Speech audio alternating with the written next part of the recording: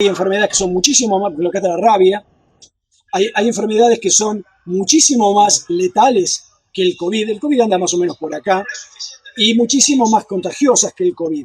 Pero aún así es suficientemente letal y suficientemente contagiosa como para ser un problema.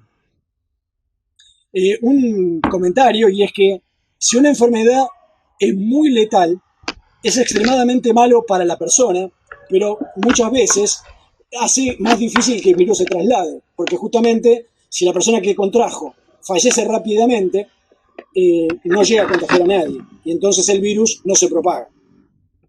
Y acá muestra una curva que publicó Tomás Puello, que para los que no lo conocen, es un ingeniero que, digamos, ha hecho publicaciones muy importantes en los últimos meses sobre cómo debería atacarse la epidemia de COVID. Yo en particular en mi página web tengo links a sus notas. De una de las notas tomé esto, que me parece que si se corrobora cuando se siga conociendo más de la enfermedad, porque hasta ahora conocemos nada más que lo que se supo en estos 6 meses. Si se confirma que esta curva es más o menos precisa, hay que entender de por qué esta enfermedad es tan complicada de parar, está en esta curva.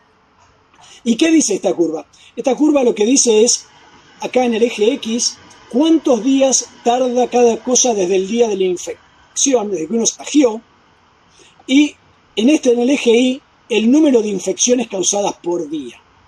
Entonces fíjense que, por ejemplo, hay una probabilidad que tiene más o menos un máximo alrededor de 5 días, de que las personas que no tienen síntomas, los asintomáticos, que transmitan la enfermedad, y este porcentaje es aproximadamente el 5% de todos los contagios. Así que realmente existen los contagios de los asintomáticos, pero en principio no parece ser un contagio tan importante.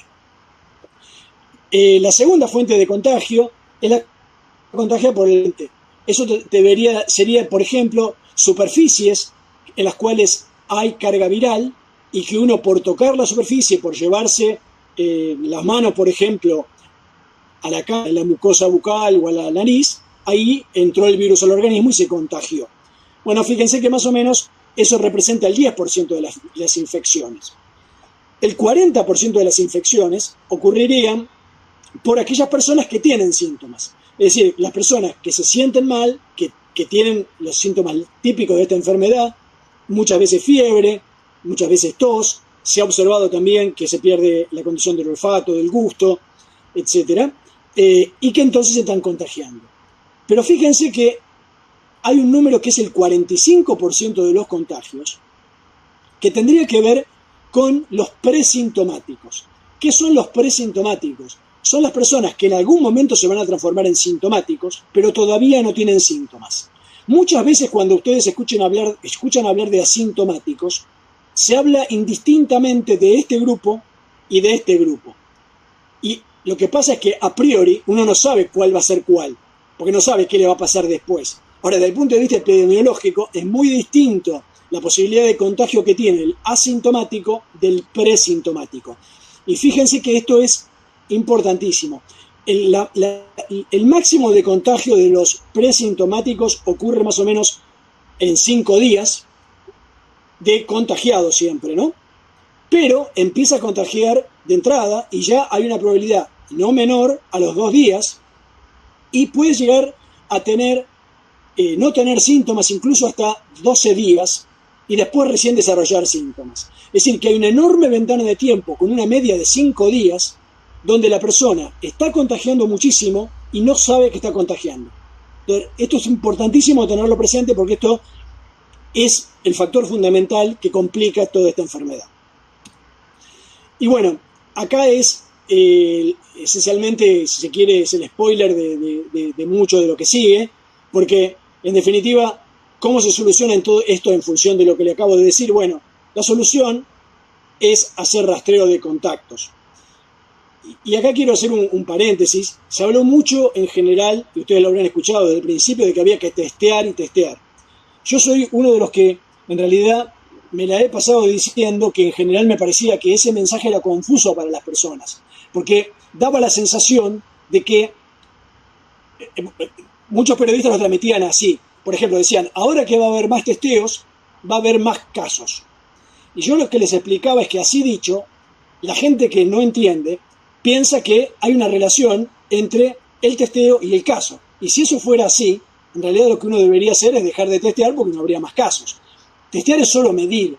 Es decir, que uno va a observar más casos y testea más solo si hay más casos. Si no, lo único que va a pasar es que va a tener menos casos positivos. Segunda aclaración, ¿cómo es el protocolo para testear? En Argentina y en cualquier lugar del mundo, lo que se hace es se define un paciente que se considera paciente sospechoso en función de los síntomas que tiene. Y dense cuenta, lo que les dije antes, recuerden lo de los presintomáticos.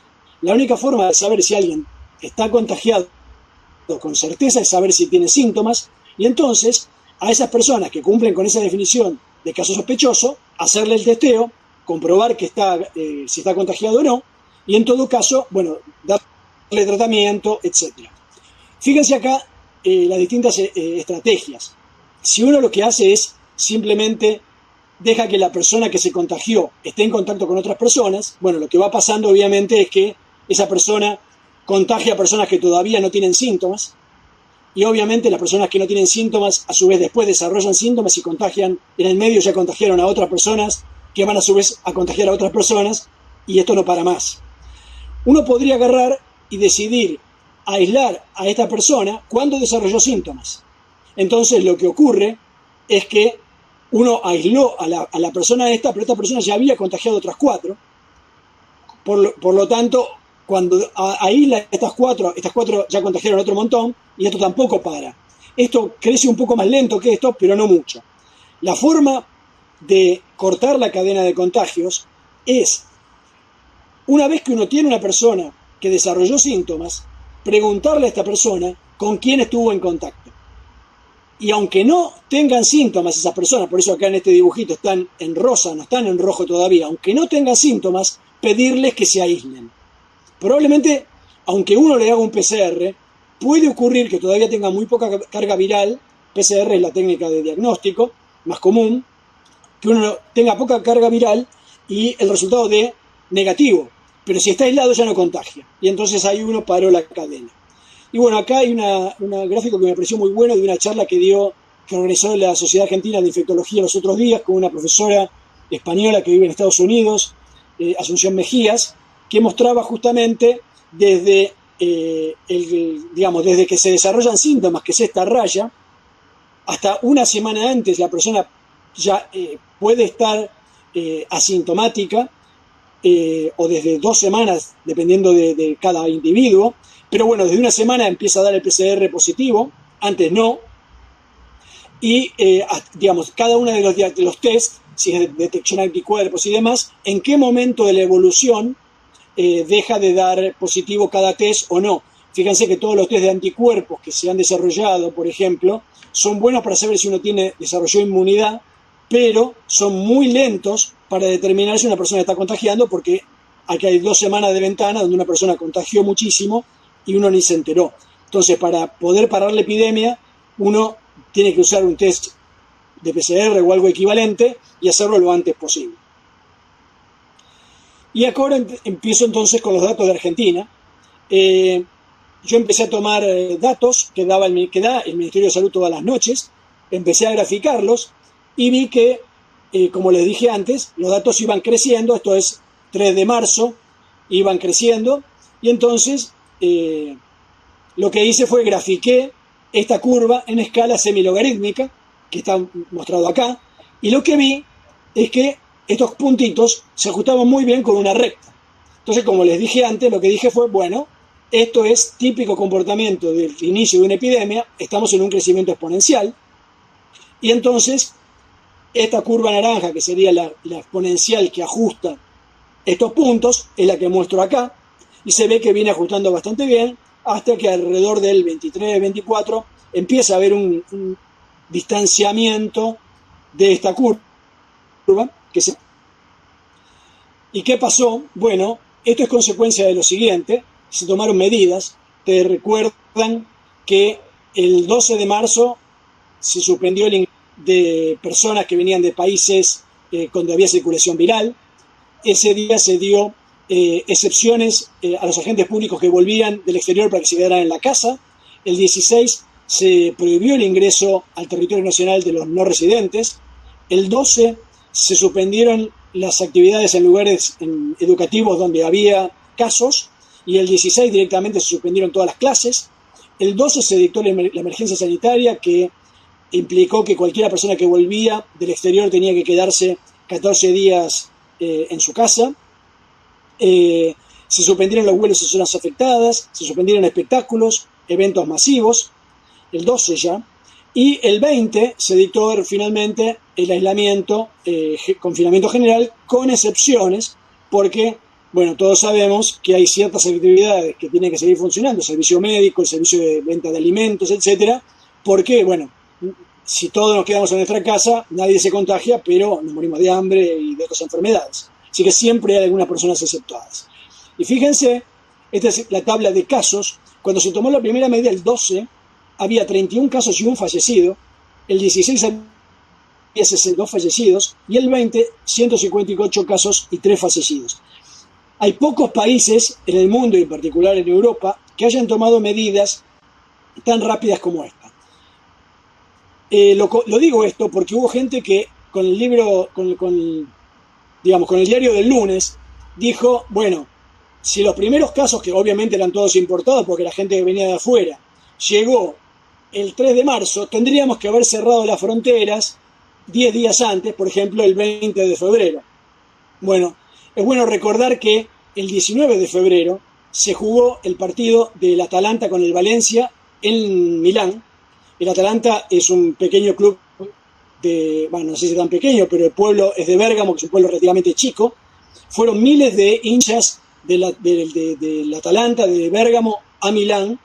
Eso fue el 19 de febrero, con público se jugó, y hoy en día se considera que buena parte de la enorme cantidad de casos que hubo en Bérgamo fue producto de esos miles de personas que fueron todas juntas y estuvieron todas juntas en esta cancha. Así que, digamos, pensar que se podría haber dicho en Argentina que había que hacer un confinamiento, de cerrar las fronteras, cuando en Europa se estaba jugando todavía fútbol con público, la verdad que lo veo poco creíble. Y bueno, ¿cómo siguió la curva en Argentina? Como ustedes ven, a partir del 25 de marzo, la curva se empieza a separar. Ahora, recuerden que yo dije que las medidas se habían tomado entre el 12, el 16 y el 20. ¿Por qué se ven recién el 25? Bueno, esencialmente por dos factores. Uno, por esta ventana de tiempo entre que las personas se contagian, desarrollan síntomas, y a partir de ahí la persona es detectada, y a partir de ahí se le hace el test y recién se tiene el resultado.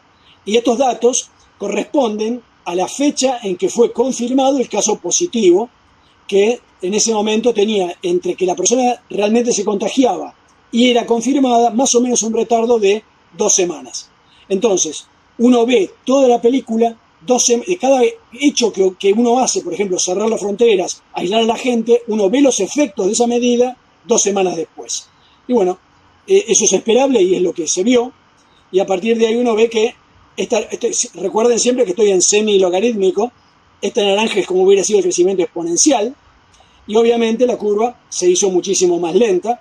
Fíjense que ya para el 14 de abril estábamos en 2.500 casos y el número debió haber estado cercano a los 100.000 casos. Es decir que ya para el 14 de abril hubiéramos tenido muchísimos más casos que lo tuvimos hasta ahora.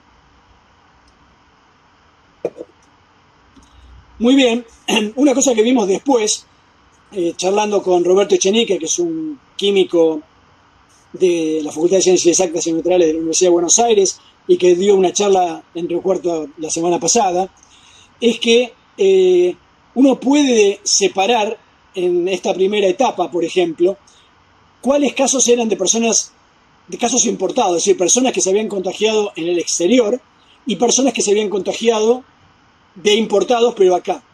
Y es muy interesante, porque uno lo que ve, recuerden siempre que estamos en semilogarítmico, con acá comportamientos estos casi lineales son exponenciales. Uno ve que la pendiente es la velocidad, uno ve que la velocidad de contacto del importado es mucho más lenta que del no importado. El importado crecía, multiplicaba por 10 los casos cada 12 días. Si uno mira entre acá y acá, subió 10 veces, pues subió de 100 a 100, y eso pasaron 12 días, mientras que de acá a acá subió también en 10 veces, y sin embargo pasaron 6 días. Es decir, que los no importados crecían al doble de velocidad, y eso, la razón que uno encuentra, es que la dinámica de los importados tiene más que ver con la probabilidad de contagio en los lugares donde estas personas estaban, mientras que la velocidad de contagio de los no importados tiene que ver con nuestra velocidad de contagio, y la realidad es que nosotros somos mucho más de tomar mate y andar a los besos y a los abrazos, y entonces realmente nos contagiamos más rápido que ciertas medias. Es decir que es probable que si hubiera seguido este comportamiento, incluso la velocidad de contagio hubiera sido, cuando ya los casos no importados hubieran sido mayoría, hubiera sido todavía una velocidad más rápida que la que se veía acá. Y bueno, ahora un comentario más. Acá sigue la misma curva hasta el 15 de marzo de los casos, pero, como les dije antes, esto está graficado por los datos que da todas las noches el Ministerio de Salud en los partes, que es los casos de cada día. Pero hace unas semanas el Ministerio de Salud subió una base de datos que se puede consultar en internet, que tiene caso por caso muchos más datos. En particular tiene, no cuándo fue confirmado cada caso, sino cuándo tuvo síntomas cada una de esas personas. Y entonces uno puede hacer el gráfico de cada caso, no por fecha de confirmación, sino por fecha de síntoma. Y fíjense lo que uno ve. El total de casos en esta curva azul oscura, uno lo que ve, primero, al graficar por síntoma, ya no está tanto el retardo que uno veía cuando uno ve por confirmación. Entonces uno lo que ve es que hay un máximo alrededor de el 23 de marzo, pero se empieza a separar del exponencial mucho antes que acá, porque justamente recién acá ya se está separando el exponencial, porque uno ganó esos 7 días que hay entre el síntoma y la detección de confirmación. Y el segundo dato interesante, y fíjense que después la curva sigue, aumenta hasta más o menos el 24 de marzo y empieza a caer. Es decir, uno cuando mira esta curva no ve un pico. Sin embargo, cuando uno mira esta curva, uno ve un pico. Es decir, que la primera conclusión es que si uno hubiera podido mirar la curva por síntoma, nosotros ya tuvimos, el famoso pico ya lo tuvimos. ¿Qué quiere decir haber tenido un pico? Quiere decir que estos días teníamos menos casos que los días anteriores. ¿Por qué ocurre esto? Bueno, porque a partir del confinamiento, de la suspensión de actividades, nos alejamos y entonces la probabilidad de contagiar bajó. Al bajar la probabilidad de contagio, obviamente la curva se hace más lenta y en algún momento empieza a caer. Y ven que caía y caía y caía. Si nosotros hubiéramos logrado seguir con esta tendencia, hubiéramos logrado ser Nueva Zelanda y no tener más casos.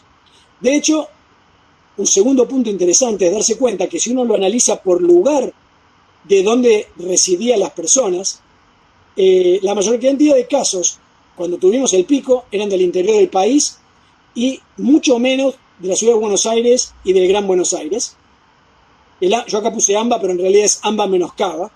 Es decir, solo sería el Gran Buenos Aires ampliado y la ciudad tenían menos casos que el interior. Y ahora vamos a ver cómo sigue la película. Primero, ¿por qué ocurre que acá no vimos el pico? Bueno, la explicación es esta. Si uno grafica la demora que había en días entre síntoma y diagnóstico, no ha sido constante a lo largo del tiempo. Fue aumentando hasta una semana epidemiológica donde tuvo un máximo y empezó a bajar.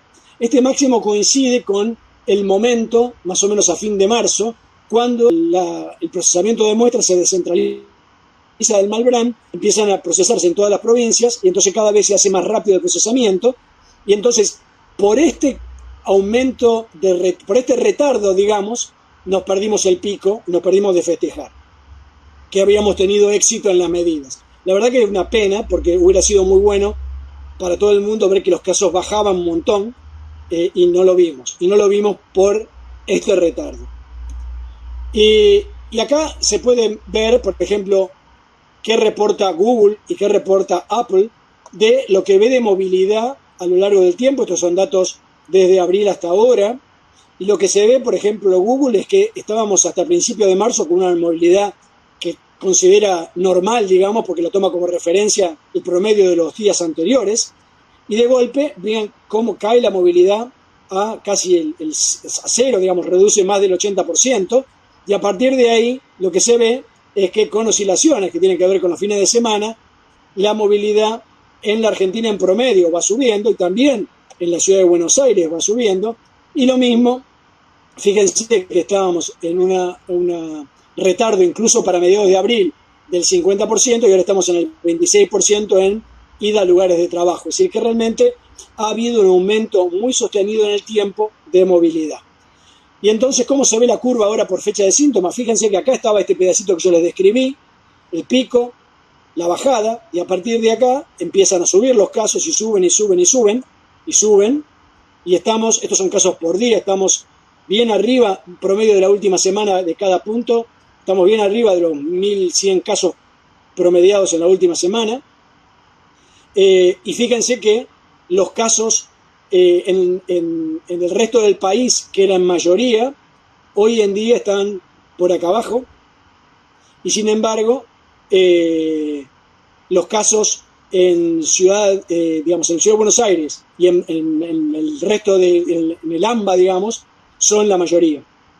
Es decir, que realmente el interior del país logró aplanar la curva y el resto del país no lo logró. Y bueno, esto es lo mismo que la curva anterior, pero en semilogarítmico. Entonces uno ve este crecimiento exponencial, porque en una recta que les dije antes, se aparta de la exponencial alrededor del 17-18, cuando empiezan a verse las medidas.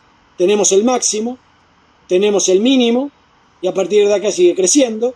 Fíjense que el resto del país, lo que no es Cava ni AMBA, como les decía, más o menos se mantiene constante hasta las últimas semanas. Ahora vamos a ver un poco de esto. Fíjense que el AMBA tiene un mínimo y a partir de principios de abril empieza a crecer. Lo logran contener un poco y sigue creciendo. Y la ciudad de Buenos Aires, a partir del 10 de abril, lo único que pasa es crecer durante un mes y pico hasta que ahora prácticamente está estabilizado. Y esta curva de crecimientos de todo este tiempo termina arrastrando estos crecimientos, este crecimiento que se ve ahora en el Gran Buenos Aires. Y obviamente lo que uno ve, en particular desde más o menos el 25 de mayo en el interior del país, es que se han duplicado los casos. Recuerden que esto es semilogarítmico, así que de acá a acá es pasar de más o menos 20 casos a más o menos 50 casos, de 25 casos a 50 casos. Se han duplicado la cantidad de casos, y todos estos casos, si uno los analiza uno por uno, son personas que van de Capital Federal o del Gran Buenos Aires, retornan al resto del país. Es decir, son contagios que no existían en estas zonas y que van desde la ciudad de Buenos Aires o del Gran Buenos Aires. En algunos casos son transportistas, en otros casos son personas que vienen a algún tratamiento de salud, etc. Y bueno, esa es la dinámica que estamos viendo en los últimos días. Y acá lo que tienen es por semana epidemiológica, graficado la edad media de los contagiados. Fíjense que anduvo en 40 y pico de años al principio era más alto porque eran 15 casos nada más, después cuando hubo más casos, 600, 700 casos por semana, estaba en 45 años, y de golpe acá baja y empieza a ser una media de 36 años, es decir, fíjense que casi bajó 10 años el promedio de los contagiados. ¿Qué tiene que ver esto? Bueno, tiene que ver bastante con el ingreso de casos en barrios populares, porque la realidad es que la edad media de los barrios populares es más baja que la de la media de la población. En particular en la ciudad de Buenos Aires, por ejemplo, tiene una proporción de mayores de 65 años bastante más alta que la media de Argentina, pero eso no se da en los barrios populares. No se da en la Villa 31, en la 11-14, por ejemplo. Entonces, cuando entran los casos en esos barrios, hay más contagiados jóvenes. Uno podría pensar que, bueno, eso beneficia a esos barrios, porque en definitiva la letalidad de la enfermedad es muy dependiente de la edad, y entonces va a morir menos gente en esos barrios. Es una manera de verlo. También uno podría pensar que la edad media en esos barrios no es más baja porque a la gente le guste morirse antes, sino porque en general ya tuvo problemas de salud y la gente no llega a ser de mayor edad. Es decir, que la injusticia, digamos, de alguna manera se pagó con anticipación en esos casos. Y acá una curva también por semana epidemiológica, pero de los fallecidos. Fíjense que en este caso la edad media de los fallecidos, más o menos con fluctuaciones, se mantiene constante alrededor de los 70 años, más o menos. Y fíjense que a pesar de que va aumentando sostenidamente la cantidad de fallecidos, no le presten mucha atención a esta caída porque no es que realmente hay menos fallecidos, va a haber más fallecidos, como ven que esta curva va subiendo. Simplemente lo que pasa es que en las últimas semanas epidemiológicas no pasó suficiente tiempo como para que haya suficientes fallecidos. Lamentablemente esta enfermedad, la gente fallece después de 2, 3, 4 semanas de muchas veces de internación, con lo cual seguramente estos puntos van a estar por acá arriba cuando estemos en semanas más avanzadas. Pero a pesar de haber muchos más casos, fíjense que acá estamos con 100 casos por semana epidemiológica, cuando acá teníamos 40, no ha habido, digamos, un aumento tan grande como lo que hubo de casos, porque fíjense que acá teníamos 600 casos y acá tenemos 4.000 casos, 5.000 casos por semana, es decir, no hubo esta relación. ¿Por qué? Porque justamente al bajar 10 años la edad, hay menos tasa de letalidad. Esto es un efecto que era previsible. De hecho, en Europa el 20% de la población es mayor que 65 años y en la ciudad de Buenos Aires es el 16%, en el promedio de Argentina es el 10% y, por ejemplo, en el Gran Buenos Aires hay partidos de Gran Buenos Aires que tienen el 7, el 6, el 5% de edad de mayor de 65 años. Entonces, como les decía antes, bueno, en esos lugares obviamente es razonable esperar que la letalidad sea mucho menor. Y este es un gráfico que les podría mostrar, pero no lo voy a hacer. Si entran a la dirección web que está acá abajo, podrán ver que esto es una animación. En este sitio web uno puede elegir qué países elige. Uno aprieta acá el botoncito y corre una animación desde principios de enero hasta la actualidad. Y este gráfico, ¿qué muestra? Es una escala doble logarítmica, es decir, doble logarítmica en el eje X y en el eje Y. Acá se grafica el total de casos confirmados en cada país y acá se grafica los casos nuevos de cada semana en cada país. Es decir, cada día, pero una semana para atrás sumados. Y lo que es interesante es que en este gráfico todos los países van por la misma curva, todos van por la misma recta, una relación lineal, hasta que se empiezan a separar. Fíjense, cada uno se va separando, y si uno se fija, en este gráfico no hay un parámetro que sea la fecha hay que mirar digamos, en la curva a qué fecha corresponde con el momento en que cada uno de los países tomó medidas de distanciamiento. Es decir, mientras que un país no toma medidas de distanciamiento, los países van en una recta. ¿Por qué? Porque cuando la curva tiene un crecimiento exponencial, en el total de casos, la derivada de esa curva, que es la cantidad de casos nuevos por día, también es una exponencial, y entonces si uno grafica la curva con la misma exponencial derivada, lo que ve es una recta con un factor de multiplicativo nada más, y por eso todos se comportan igual, hasta que cada uno, y hay un video muy interesante que lo puse en mi sitio, que dice, hasta que cada país aprieta el botón de eyectar, es decir, toma medidas y se sale de este comportamiento. Fíjense que algunos lo toman tarde, como Estados Unidos o Brasil, que han llegado a tener, digamos, cerca de 1 millón de casos confirmados y, digamos, una cantidad de casos nuevos por semana enorme. Y hay otros países que van mucho más lento que esto. Y esto sería la curva, el equivalente a esa curva que mostré antes, pero de Argentina, separando el comportamiento de los casos importados y no importados. Fíjense que nosotros logramos esto de apretar el botón de eyectar con los casos importados, porque justamente al cerrar las fronteras logramos que no hubiera más casos. Este es el comportamiento que uno esperaría de un país que logró parar la enfermedad. Sin embargo, los casos no importados no se han parado y siguen creciendo. Lo que sí es cierto, si ustedes se fijan, es que acá teníamos la separación de los puntos de acá. Cada uno de estos puntos es un día, era mucho más grande que todos estos puntitos que están acá, todos amontonados. quiere decir que acá la curva sigue creciendo, pero mucho más lenta que lo que era al principio. Es decir, que lo que uno ganó es tiempo. Y acá quiero hacer una reflexión. Ganar tiempo, se dijo de entrada que lo que nos permitía era adecuar el sistema de salud. Yo creo que esa descripción se quedó muy corta, porque efectivamente se ha podido mejorar el sistema de salud. La otra cosa que pasa si uno logra que haya menos casos en un mismo tiempo es que muere menos gente, pero hay un tercer factor que yo creo que es el fundamental. Y en una facultad como la que estoy dando la charla debería ser obvio, y es que cada día que pasa le estamos dando más día a la ciencia para que encuentre una solución, para que encuentre un nuevo test, para que encuentre un nuevo tratamiento, para que encuentre una vacuna.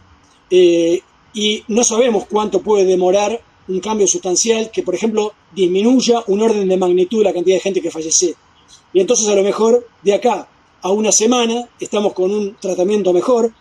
De hecho, por ejemplo, ya hay reportes, publicaciones de Europa, donde se ha observado a lo largo del tiempo que la tasa de letalidad ha bajado, no ya solo por un factor de que se enferma gente más joven, sino porque los médicos, al tener tiempo, van aprendiendo cómo tratar a los enfermos, van aprendiendo por prueba y error qué funciona mejor y van ajustando las terapias, aún sin tener un tratamiento completamente eficaz.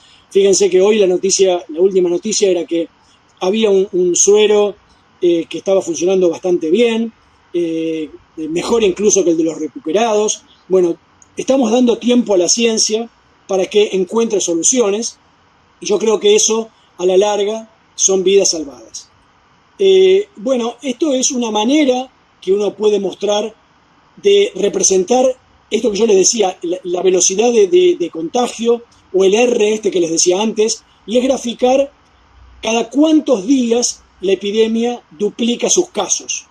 Estábamos al principio de la epidemia cada 3 días, esto estuvo varios días, cada 3 días duplicando, pero cuando se toman las medidas esto empieza a subir, llegamos a estar en 26 días de duplicación, y a principios de mayo esto fue cayendo y ahora estamos en 15 días de duplicación en medio país. Obviamente esto tiene enormes fluctuaciones de un país a otro, y también acá muestro un número que sería cada cuántos días los casos se multiplican por 10. A veces es más fácil, en lugar de duplicar, decir, bueno, aumentó 10 veces, estamos duplicando ahora cada 50 días por 10 veces. Y esto es lo mismo, pero no del total de casos, sino de los casos activos, es decir, de cuánta gente está hoy enferma, que en principio es lo que tiene más que ver con, por ejemplo, saturar la cantidad de camas disponibles en el sistema de salud. Y este número hoy en día anda alrededor, de nuevo, promedio país, 13 días. Esto es el promedio país también de cómo fue aumentando en el último mes y medio la cantidad de test que se han hecho por día y la positividad, es decir, cuántos de esos test dan positivos. Fíjense que a principios de mayo teníamos una positividad del orden de 7%, este número era muy bueno, es más abajo de lo que recomienda la Organización Mundial de la Salud, que es un 10%, pero en todos estos últimos 45 días, lo único que ha pasado es, hemos subido la cantidad de test y ha subido la positividad. Esto es bueno tenerlo presente porque justamente da una buena idea de que solo subir la cantidad de test y nada más no es un buen parámetro, y ahora tenemos un enorme problema, estamos con una positividad cercana al 30% en los últimos días, con la ciudad de Buenos Aires que está arriba de un 45%. Entonces realmente hay una situación delicada en este tema. Es claro que se está, el gobierno de la ciudad de Buenos Aires dice que eso es porque están con el programa de detectar, yendo a buscar casos que son muy seguros de que son COVID. Bueno, uno esperaría que rastreando contacto de esos casos, uno testeara más casos que no son COVID, y eso no se está viendo. Y acá, ya para, ir dando una idea final, datos de Córdoba. Fíjense que esto es completamente distinto a todo lo que les acabo de mostrar. Primero, los números no son miles, no son centenas, son decenas. Al principio, en esta zona, hubo casos en varios lugares, hubo casos en Río Cuarto, hubo casos en distintos lugares de la provincia, y lo que uno observa, y en esto, permítanme, yo sé que a lo mejor ustedes tienen su propia visión, yo les voy a dar no la verdad, sino lo que se ve desde Buenos Aires de lo que hizo Córdoba. Yo soy del grupo de las personas que considera que en Córdoba se hicieron las cosas muy bien. Eso no quiere decir que, nunca quiere decir que no se puedan haber hecho mejor. Pero ¿por qué digo muy bien? Porque uno lo que puede ver es que hubo una primera cantidad de casos que se lograron controlar. De golpe apareció un brote relacionado, esta fue la fecha de Saldán, que fue el brote del geriátrico, y después vamos a ver, obviamente esto generó muchos muertos. Tengan presente esto que cuando uno se contagia, si uno es una persona que está en su casa, ese caso epidemiológicamente tiene poco impacto, porque uno contagia a pocas personas. Cuando uno contagia a personas en un geriátrico, tampoco tiene tanto impacto, porque la cantidad de personas que viven ahí es relativamente acotada. Si no hay mucha gente que entra y que sale, no hay mucha gente de visita, no es tanto impacto epidemiológico. Lo que ocurre en este caso es que es un enorme impacto desde el punto de vista de los fallecimientos, porque justamente está pegando en la franja etaria, digamos, lo que se ve es que para mayores de 80 años la tasa de letalidad está entre el 20 y el 25%. Entonces, bueno, obviamente en un geriátrico hace un desastre porque fallecen muchas personas, no tanto por la cantidad de casos que genera. Pero bueno, fíjense que rápidamente ese foco se apagó y ahora apareció acá, más desparramado, el foco del Hospital Italiano. Yo no encontré, la verdad que no lo sé, no lo leí, pero sé que gente del Saldán fue al Italiano, no me extrañaría, fue llevada al Italiano, no me extrañaría que hubiera habido algún problema justamente de contagios cruzados, de personas que venían de Saldán y que por alguna cuestión de falla de cuidados o lo que fuera, o algún asintomático se haya disparado este foco. Y bueno, después para principios de mayo se dispara el foco más grande del mercado central y fíjense que después se contiene nuevamente y ahora hay un pequeño pico que también parece que se contiene. Es decir, ¿por qué digo que uno le parece que se ha hecho bien la cosa en Córdoba? Y digo Córdoba porque estoy hablando con ustedes, pero le diría lo mismo de Rosario, por ejemplo, y es que uno lo que ve es que aparecen focos y rápidamente hay una estructura organizada del Estado en conjunto con organizaciones sociales, barriales, y en el caso de Córdoba en conjunto con el Ejército también, que toma medidas rápidamente de aislamiento, porque como decía antes, es importante testear, pero mucho más importante, si uno lo que hace es testear y nada más, no ganó nada. Uno lo que tiene que hacer es rastrear posibles contagios y aislarlos, aunque sea preventivamente por unos días, hasta saber si está positivo o no, hasta saber si desarrolla síntomas o no. Si uno no puede hacer eso suficientemente rápido, siempre corre detrás de la enfermedad, como le mostré en la diapositiva del principio. Y yo lo que veo, lo que nosotros vemos, es que nos parece que lo que muestran los datos es que Córdoba ha logrado, con los focos que se le dispararon, hacer eso, es decir, ir a apagar el incendio y confinarlo, circunscribirlo y limitarlo, y no descontrolar. Y lo que nosotros lo vemos, a continuación de eso, lo que nosotros vemos en el AMBA, es que no ha habido una decisión de ir a rastrear contactos. Es decir, lo que se hace sistemáticamente en la ciudad de Buenos Aires, en el Gran Buenos Aires, ya sea por convicción o por limitaciones de tamaño, de lo que sea, es que se trabaja sobre un sintomático y sobre un círculo muy estrecho, pero no se va más allá de ese círculo estrecho y no se confina al círculo que está más allá preventivamente. Y entonces, cuando esos contagios en particular son exceptuados, es decir, hay gente que se está trasladando, genera enorme cantidad de contagios. Y bueno, acá una tabla a nivel país, ustedes pueden ver lo que les decía antes, no solo la cantidad de casos que hubo por cada provincia hasta el día de ayer, sino la cantidad de fallecidos. El último caso, la última fecha que hubo casos en las provincias, ven que todas las provincias han tenido casos en los últimos días, lamentablemente, hasta hace 10 días estábamos mucho mejor, y todos estos casos han sido focos que han venido de fuera de la región.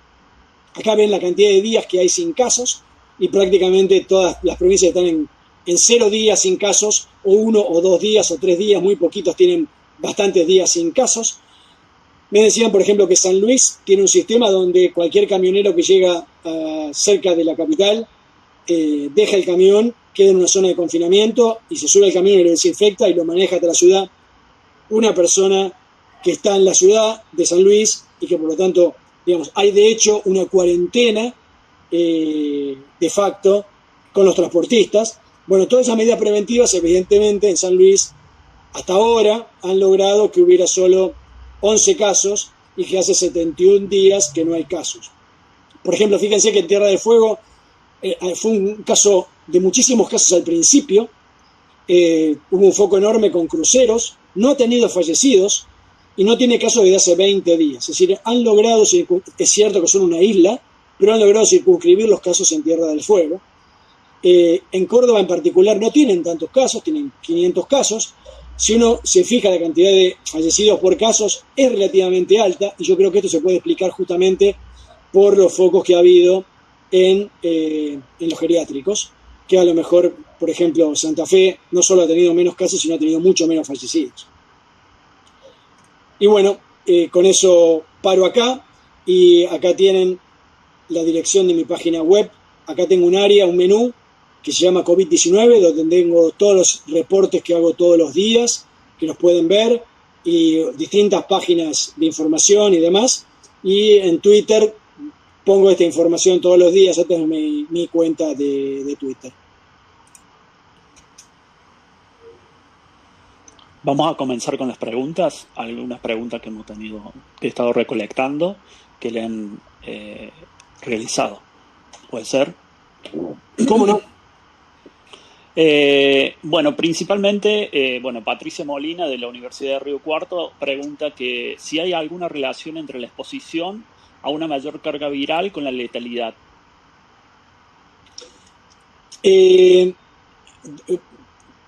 Reitero, yo soy físico, sí. No soy médico, no soy infectólogo, no soy ni siquiera biólogo. De lo que voy a hablar es de lo que he leído, escuchado y hablado. Una de las cosas que sí me pasa es que estoy, lamentablemente, para mi mujer y para mi familia, estoy prácticamente todo el día enchufado con este tema, hablando con un montón de gente, leyendo, y bueno, de la información que yo tengo, aparentemente los virólogos dicen que es bastante establecido que digamos, cuánto virus uno se contagia tiene bastante que ver con cuán grave es el cuadro clínico después. No tengo claro, esa fue una hipótesis de físico que nadie me la supo confirmar, si ser siempre asintomático también tiene que ver con eso o no. Eso no me lo han dicho. Es decir, si haber tenido un contagio inicial con baja carga viral hace que uno sea asintomático o si tiene más que ver con cierta predisposición personal. Es decir, lo que sí parece ser es que el virus demora los primeros días. Cuando aparecen los síntomas, a los que tienen síntomas, es porque ya el virus se potenció todo lo que tenía que potenciarse y a partir de ahí la carga viral baja, pero se radica el virus, en particular en la parte de pulmones, y ahí es donde hace más daño. Y bueno, efectivamente, aparentemente la velocidad de crecimiento tiene alguna relación con cuánta carga viral. Y ayer, de hecho, apareció una publicación del Centro de Control de Enfermedades de Estados Unidos, el CDC, que justamente daba una cuantificación de qué carga viral había por tipo de contagio. Es decir, por un estornudo cercano, o por alguien que hablaba 1,5 metros, o por estar en un ambiente medio ventilado. Es decir, había como una cuantificación de riesgo de la información que se ha recabado hasta ahora, que realmente es bastante interesante, pero todo esto, de nuevo, nada de todo esto está escrito sobre piedra. Es decir, va cambiando permanentemente. De hecho, ustedes recordarán que la Organización Mundial de la Salud se la pasó más de un mes diciendo que no había que usar barbijos porque la gente no sabía cómo usarlos y no era conveniente, hasta que cambió la recomendación, porque se dieron cuenta que, aun que la gente no supiera usarlo correctamente, algo paraba y algo bajaba la cantidad de contagios. Muy bien. Acá hay un comentario que hace Franco Garguido que dice que en Chile aparentemente también le daban los mismos e informaban fallecidos sumados a los recuperados. Todo bajo el rótulo único de recuperados. ¿De recuperados o removidos? Recuperados. Acá nombran recuperados, sí. Ajá. Bueno, no, en Argentina no. Hay un tema, a ver, lo que se ha visto en Europa, y hay publicaciones del New York Times que tengo puestas en mi página web, que se ha detectado ya que ha habido fallecidos en marzo y en abril, digamos, un pico muy alto comparado con los últimos años para esos meses, y que no se explica con los casos de COVID reportados. Es decir, que pareciera ser que cuando la infección se desmadra y satura todo, hay mucha gente que fallece sin diagnóstico, y que a la larga lo que va a ocurrir, digamos, salvo que se haga una salvajada que digamos, no sé si en algún país se ha hecho, de enterrar gente sin siquiera reportarla, cuando hay reporte de fallecimiento, a la larga en las estadísticas va a salir, y si hay gente que la causa de muerte no se explica con las estadísticas de los años anteriores, va a ser claro que fue un subdiagnóstico de COVID. Es decir, pareciera ser que en Europa es claro que hubo 50.000 muertes más por COVID de lo que se reportó en Europa. Y en Nueva York hay evidencia de que pasó lo mismo. Y en Chile, de hecho, corrigieron los números la semana pasada. Uh-huh. El doctor Marcelo Ruiz de la Universidad de Río Cuarto también pregunta que si contás con alguna modelización que muestre el impacto hipotético del rastreo de contactos. A ver, yo creo que lo dije al principio, lo aclaro. Yo no hago modelado. Yo lo único que hago, que es lo que yo aprendí a hacer como físico, lo mismo que hacía con presupuesto, es mirar los datos y analizar datos y bueno, decir, bueno, por ejemplo, si los datos se siguen comportando de esta manera, es razonable esperar que en tanto tiempo pase tal cosa. Por ejemplo, que haya problemas con el sistema de salud en la ciudad de Buenos Aires, en el Gran Buenos Aires, por ejemplo. Pero esa es una conclusión que podría llegar cualquiera, porque si yo les digo que la epidemia, más allá de la velocidad de crecimiento, tiene un comportamiento de crecimiento exponencial, ¿sí? Y todos sabemos que los recursos, ya sea los médicos, como las camas, como cualquier recurso, los testeos, las personas que son capaces de testear, no crecen exponencialmente, está claro que la exponencial en algún momento le gana. Lo único que va a cambiar es cuándo. Digamos, ese es el tipo de cosas que hago yo. Yo no estoy haciendo modelado. Hay otras personas, facultades exactas de la UBA y de Córdoba y sé que de Río Cuarto también, que hacen modelado. Yo no estoy haciendo modelado. Otra pregunta, Mariano Correa de la universidad, que ayer salió un informe que era de Estados Unidos, que decía algo acerca de la carga viral mínima para contagiar.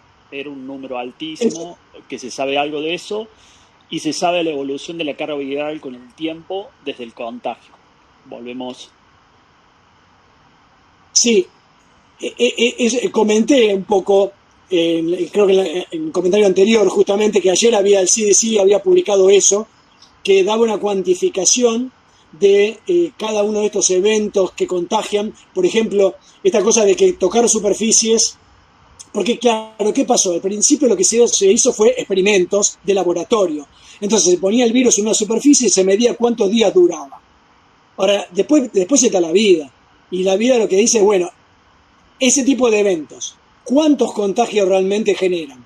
Bueno, lo que se ha visto es que, por ejemplo, todo ese tipo de contagios son mucho menos probables que estornudar o que hablar muy fuerte frente a una persona. Por ejemplo, doy un ejemplo que cuando uno lo piensa dice, claro, es más contagioso, por ejemplo, un evento religioso, una actividad religiosa, que un cine.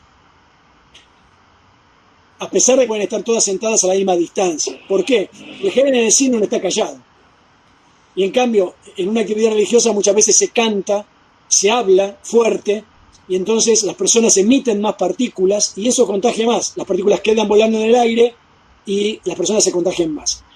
Y sí, efectivamente, lo que yo leí es que la carga viral va aumentando hasta que aparecen los contagios, hasta que aparecen los síntomas. Es decir, que ahí se produce un máximo de carga viral y después empieza a actuar el sistema inmune y a bajar la carga viral.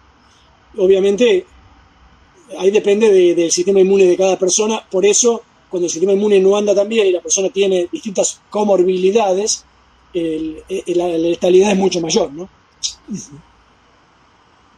Acá de Fernando Mazzone, de la Universidad del Cuarto, dice: entiendo que en los países europeos, a pesar del gran contagio inicial, lograron bajar el R0 a un valor menor a 1. Sí. Cuando implementaron medidas de mitigación, ¿cuál será la diferencia, ya sea de condiciones sociales de la población o de estrategia sanitaria, con la situación de nuestro país?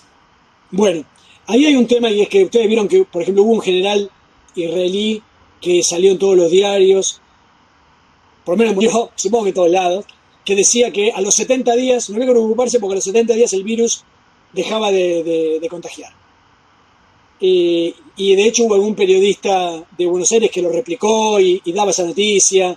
Bueno, ya pasaron mucho más de los 70 días y el virus no se hizo bueno, no se puso bueno, no. Hay gente que pregunta realmente, bueno, ¿qué pasó en Europa? ¿No hay más contagios?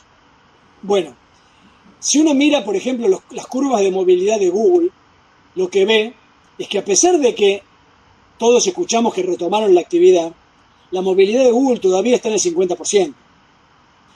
Es decir, en Europa, en España, en Italia, hubo un mecanismo muy eficaz para que la gente entienda que tenía que mantenerse alejada y cuidarse. Y es la cantidad de muertos. Eso lo entendió todo el mundo. De la mala manera, digamos, que suele ser la manera más humana en que entendemos las cosas, ¿no? Entonces, lo que uno ve es que no es verdad que no hay contagios. Permanentemente ve noticias de España y de Italia que tienen picos, tienen focos, se le vuelven a prender focos. De hecho, Israel habían retomado las clases, tuvieron que suspender. Corea y China habían retomado actividades, tuvieron que suspender algunas, tuvieron que suspender clases, porque lo que no ha cambiado es la contagiosidad del virus. Lo que sí ha cambiado es cómo nos comportamos los individuos. En la medida en que nosotros usamos barbijo, no nos tocamos la cara y los ojos con las manos sucias, y nos mantenemos relativamente lejos de las personas, y no estamos demasiado tiempo con gente que no sabemos si está contagiada en lugares cerrados donde hay poca ventilación, la probabilidad de contagio media de la población hace que el R sea menor que 1. Y entonces eso es lo que logró Europa y es lo que mantiene por ahora Europa. Ahora, ustedes miren la curva de Irán. Irán tiene un pico en este momento tan grande como el primero que tuvieron. Es decir, ellos no lograron mantener el R menor que 1 y subió. En este momento el problema central que tenemos es que el interior del país tiene el R menor que 1. Digamos, cuando uno ve esas curvas que yo le mostré de Córdoba, eso es R menor que 1. Yo no le mostré los días de duplicación de Córdoba porque da un número absurdo. Porque cuando el crecimiento deja de ser un exponencial creciente, ya no se puede medir los días de duplicación, porque da infinito, porque ya no se duplica, digamos. Entonces, cada vez que aparece uno de estos brotes, en Córdoba baja por unos días, aparecen los días de duplicación y desaparecen de nuevo, porque el R uno logra que sea menor que 1. ¿Está bien? Bueno, eso no se está viendo en AMBA. Y de hecho, si ustedes escuchan al ministro de Salud de la Ciudad de Buenos Aires, por ejemplo, dice que no consideran que haya que cerrar ninguna actividad porque el R está relativamente bajo. Es decir, que está en 1,1, 1,2. Y yo ya les mostré la curva de cómo da cuando el R da 1,1. Y ustedes pueden ver en mi página web, hay un video de Merkel, que paso el aviso, para los que no lo saben, Merkel es física. Hizo un doctorado en química, pero es física, pero quiero decir, ella cuenta, cuando estaban por retomar actividades en abril, ella dice, bueno, hemos logrado bajar el R a menor que 1, vamos a retomar actividades. Ahora, si el R vuelve a subir a 1,1, nosotros saturamos el sistema de salud en octubre, en 1,2 en julio y en 1,3 en junio. Y no tenemos claro qué medidas hace cada una de estas cosas. Estamos pisando sobre hielo delgado. Eso es lo que dice Merkel. Está el video, es muy interesante, porque, digamos, la sensación que uno tiene es que uno toma ciertas medidas bruscas. Si ustedes recuerdan, en algún momento el presidente dijo que se sentía como que estaba manejando con una llave de un oleoducto un gotero. Es decir, que una llave preparada para abrir un enorme flujo o cerrarlo, y que con eso tenía fechas. Yo no quiero ponerle una fecha porque Rodrigo me dijo en algún momento, el día ese, el 25 de mayo a la madrugada, me mandó un mensaje y me dice, ¿me revisás la cuenta? Y le dije, mira, Rodrigo, no tiene sentido revisar la cuenta, porque si en lugar de ser esa duplicación es 5 días más, te cambia una semana o dos. Lo que hay que entender es que tenemos que salir de este régimen, porque este régimen colapsa, no tanto el número.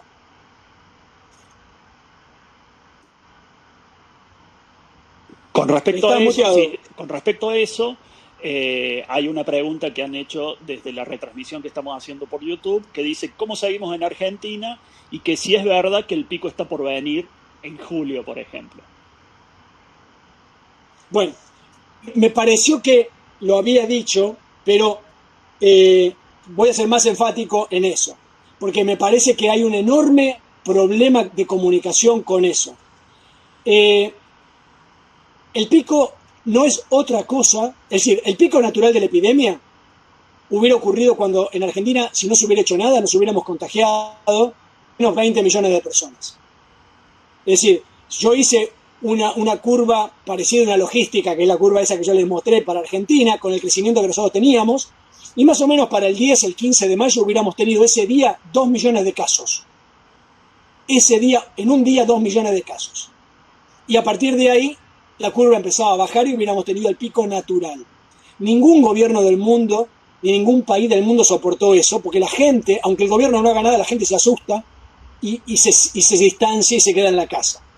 Entonces, lo que vemos no es el pico de la epidemia.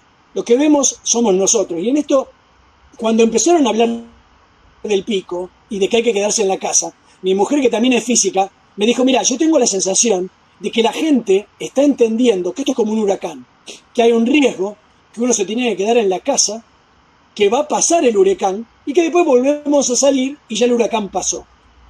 El problema es que en esta enfermedad el huracán somos nosotros. Es decir, cuando nosotros estamos en casa, el huracán desaparece. Y cuando salimos, se vuelve a armar el huracán. Todas las veces que salgamos. Entonces, el pico natural no existe. En Cava, en particular, están subiendo los casos. En algún momento, si no se hace nada, van a seguir subiendo hasta que lleguemos a 3 millones de infectados en la ciudad de Buenos Aires. Eso no va a pasar. ¿Está bien? No va a pasar.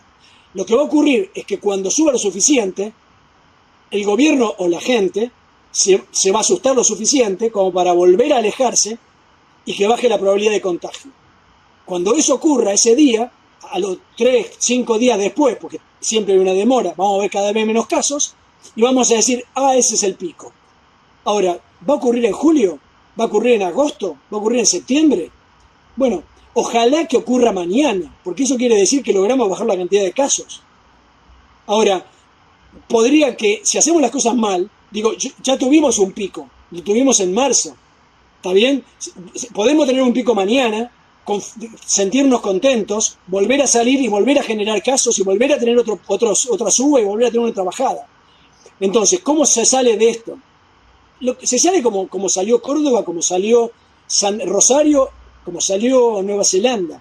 Se sale logrando tener un número de casos, permita que cada vez que uno sabe que una persona está contagiada, identificar a todos los contagios, a todos los contactos, incluso antes de que tengan síntomas, preferentemente las primeras 48 horas que esa persona puede haber estado contagiada, y aislarla, decirle, mira, vamos a ver si, te vamos a hacer un estudio, vamos a ver si vos tenés COVID, pero en principio no puedes salir de tu casa, porque entonces no contagia a nadie.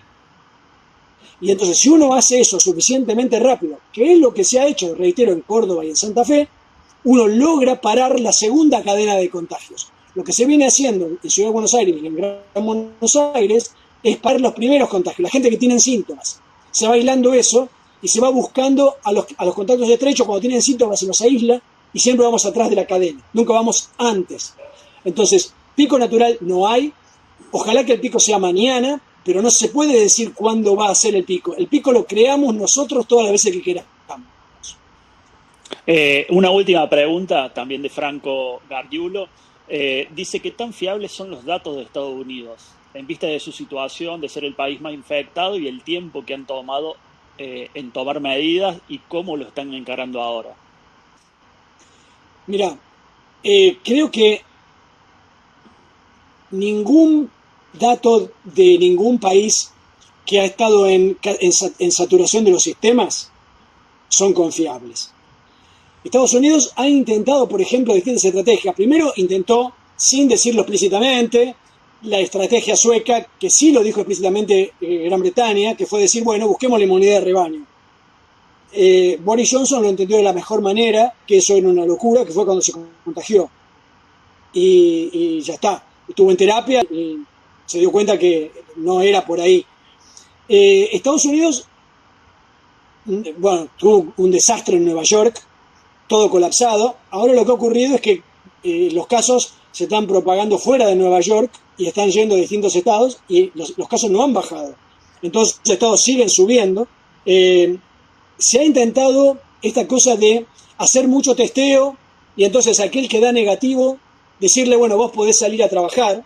Si el testeo es serológico, hay un problema y es que en todo caso podría ser un falso negativo y la persona estar infectada y ser falso, pero aún así, aún siendo PCR, podría ocurrir que la persona esté en los primeros días de contagio, tenga una carga viral muy baja y contagie igual. Es decir, estas técnicas de dar permisos con testeos no parecen ser muy eficaces. Uno tiene que asumir más que nada el hecho de ir sobre los confirmados y rastrear a todos los contactos. En Estados Unidos, como en muchos otros países, probablemente haya muchos más casos reales que los que hubo. Ustedes vieron en España, se hizo un muy buen estudio, porque estos estudios se pueden hacer cuando uno tiene tranquilidad. Entonces, como en España bajaron la cantidad de casos, se hicieron un estudio serológico de inmunidad para ver qué gente tenía defensas. Es decir, más allá de quién fue detectado, cuántas personas habían estado en contacto con el virus. Pensando justamente que si de golpe daba 40-50%, estaban cerca de la inmunidad de rebaño. Les dio 4%. Es decir, que en España, con la cantidad de muertos que hubo, para lograr inmunidad de rebaño tendría que haber al menos, para empezar a que haya una baja de velocidad, 10 veces la cantidad de muertos que hubo. Está claro que están lejísimos. Ahora, por otro lado, les permitió tener una estimación. Obviamente no es que testearon a toda la muestra, pero bueno, saben que más o menos los casos reales que tuvieron es el 4% de la población y saben entonces ver cuánto fue la letalidad real de la enfermedad, cuántos casos hubo, no por la cantidad de confirmados, sino por la cantidad de infectados reales que hubo. Bueno, esas cuentas se van a poder hacer en Estados Unidos. Es decir, viendo los muertos, se va a poder saber más o menos qué cantidad real de infectados hubo. Y si los muertos fueron subdiagnosticados, también se va a poder saber. Porque como se va a poder saber la cantidad total de muertos, aquellos muertos que se vayan de la estadística de las enfermedades de todos los años, se va a saber que fueron COVID. Si digo, a la larga, toda la gente que mira el número va a poder saber más o menos cuántos muertos COVID hubo y cuántos casos COVID hubo por comparación de estadísticas de países. Bueno, ahora que como no hay más preguntas, le cedo la palabra para cerrar este ciclo, esta conferencia a la señora decana. Bueno, realmente un placer escucharlo, doctor Jorge Aliaga, como siempre, clarísima su exposición, muy completa, creo que de gran interés justamente en este momento que todos estamos atravesando, ¿no? Así que en nombre de la facultad, en nombre de la universidad, muchísimas gracias. No, por favor. Del pequeño desperfecto técnico, Lo siento. no, por favor, de ninguna manera. Las disculpas son nuestras. Nos han seguido más de de 90 personas, algunos conectados en esta reunión, otro a través de la transmisión en vivo. Se ha generado realmente un espacio de diálogo, de reflexiones, de charlas muy distendido, así que, bueno, muchísimas gracias y les voy a pedir a todos los participantes, además de también agradecerles y pedirles las disculpas por los inconvenientes surgidos. Bueno, activen sus cámaras y le brindemos entre todos un cálido aplauso al doctor Aliaga. Muchísimas gracias. Gracias a ustedes, gracias, un gusto.